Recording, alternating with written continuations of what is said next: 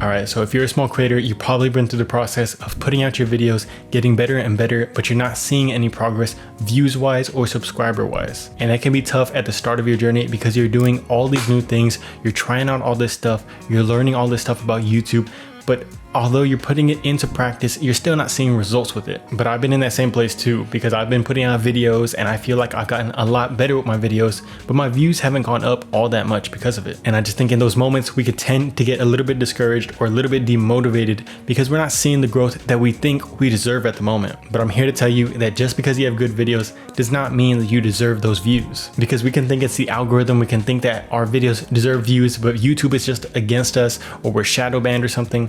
But in reality, I've realized now after seeing something recently that it's the exact opposite. So recently I heard Alex Hormozy talking about how in business, the top 10% of businesses are going to take all of the customers. They're going to take all of the clients. And that's just because people are more lenient towards buying from that top 10%. And in it, he showed a really good graph where it shows basically from 0 to 90%, you're gonna have all this growth that you're doing internally and that you know you're having with whatever you're trying to do.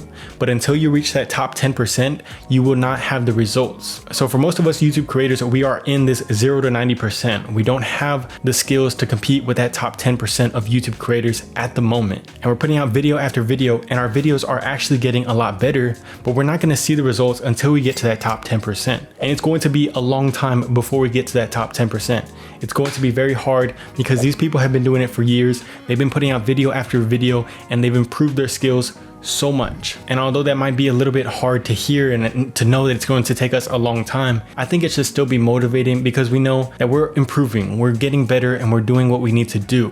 But just because we're not seeing the results right now doesn't mean that we won't see them once we tip over that top 10%. Now, if you're trying to do YouTube and you're just trying to have instant viral success, or you're just trying to get the views right away, you have a short-term mindset, of course, you're not going to want to hear that. But if you're thinking about it long-term, if you actually want to make YouTube a success and you want to make it a career for you, then knowing that you have to get to that top 10% is going to motivate you even more. So I think for a lot of us small creators, something that we can do differently is start to look at these top creators and compare our videos to them. Not in a bad way, but just thinking about, is our video up to that level, up to that top 10% level? And would somebody be willing to watch our video versus one of these big creators? And for most of us, even for myself, I can say, no, I'm not at that level yet. I haven't been doing it long enough. I want to keep getting better and better until eventually I have that appeal. When we're looking at these big creators, we're not looking at them to compare ourselves, but we're looking at it as a benchmark for our personal growth. We understand how fast we're growing, if we're going in the right direction,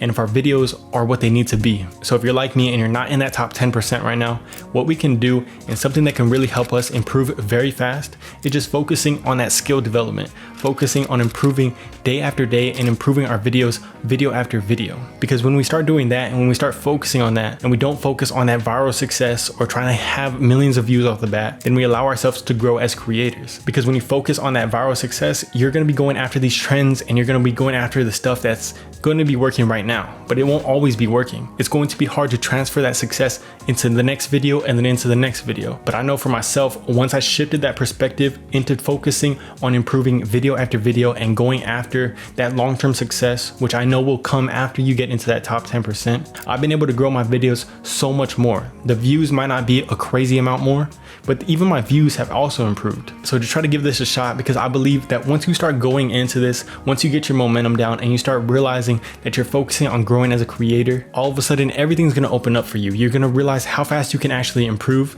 and you're going to start to see and be very, very happy with how fast your videos overall are improving. And you're not going to have to worry about how many views you get or how many subscribers you get. You're just going to be pumping out videos like crazy. And if you want to know more about why you should focus on those small incremental improvements, then go ahead and click on this video right here.